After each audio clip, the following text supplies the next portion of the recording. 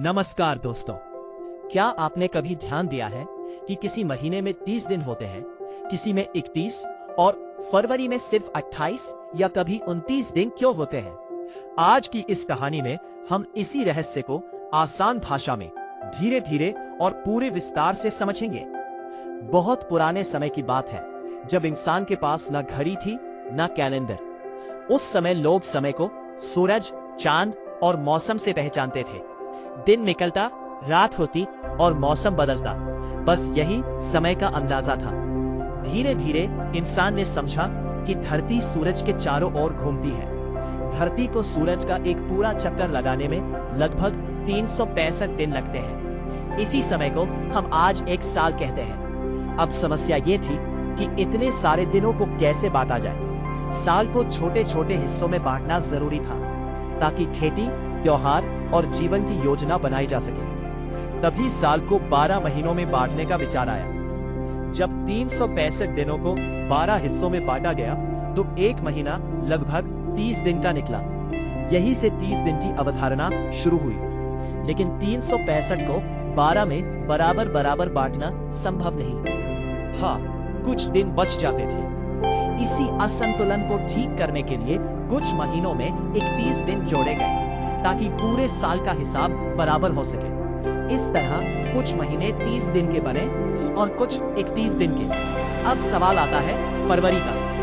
फरवरी को सबसे छोटा महीना क्यों रखा गया? असल में फरवरी को संतुलन बनाने वाला महीना माना गया। जब सभी महीनों में दिन बांटने के बाद कुछ दिन बचते थे, तो उन्हें फरवरी से घटा दिया जाता था। इसलिए फरवरी में सिर्फ 28 दिन रखे गए। लेकिन धरती की चाल पूरी तरह गोल संख्या में नहीं है। धरती को सूरज का चक्कर लगाने में 365 दिन और लगभग 6 घंटे लगते हैं। ये 6 घंटे हर साल जुड़ते रहते हैं। 4 साल में मिलकर ये लगभग एक पूरा दिन बन जाते हैं। इसी अतिरिक्त दिन को समायोजित करने के लिए लीप ईयर बनाया गया।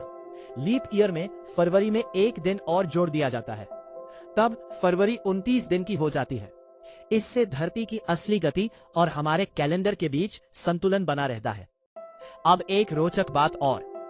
30 दिन वाले महीने हैं अप्रैल, जून, सितंबर और नवंबर। बाकी महीनों में 31 दिन होते हैं। इसे याद रखने के लिए लोग एक पंक्ति भी कहते हैं।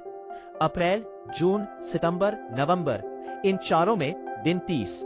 दोस्तों, ये पूरा सिस्टम अचानक नहीं बना।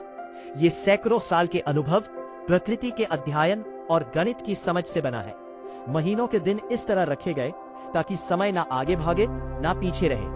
अगर सभी महीनों में बराबर दिन होते, तो मौसम और तारीखें धीरे धीरे बदल जाती। कभी गर्मी सर्दी में आ जाती और कभी सर्दी बारिश में।